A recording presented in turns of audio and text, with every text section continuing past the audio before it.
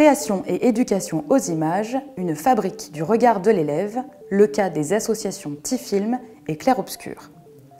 Penser par cas, c'est se pencher sur une situation empirique de terrain, observer ce qu'il s'y passe et tenter d'en tirer des tendances. Ici donc, je m'intéresse au dispositif d'éducation aux images que les deux associations conçoivent à destination des scolaires. Il ne s'agit pas d'une étude comparée, mais d'une étude comparative de la manière dont deux structures aux histoires différentes s'emparent des enjeux de leur territoire avec leurs propos artistiques et culturels et toute une chaîne de coopération d'acteurs.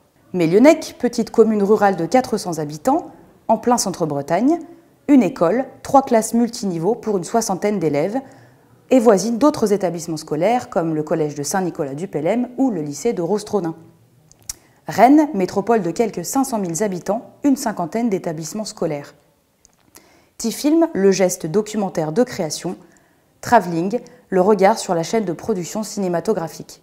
Je tente de répondre à des questions qui sont elles-mêmes des hypothèses à éprouver dans le but d'articuler une problématique qui sera fixée ou tout du moins qui évoluera jusqu'à la fin de mes recherches.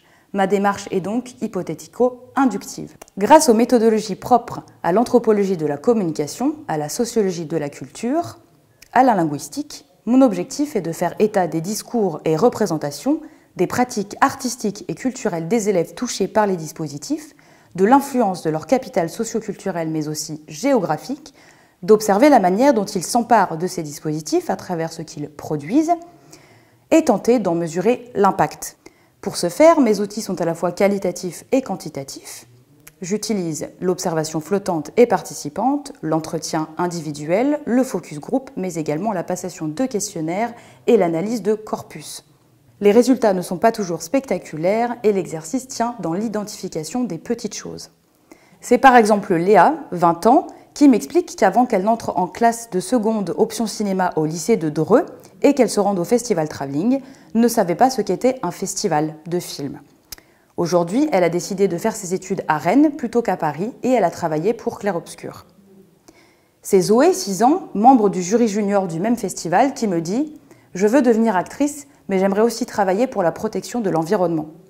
C'est la maman d'Agathe, autre membre du jury junior, 6 ans, qui me confie « Elle a gagné en confiance ».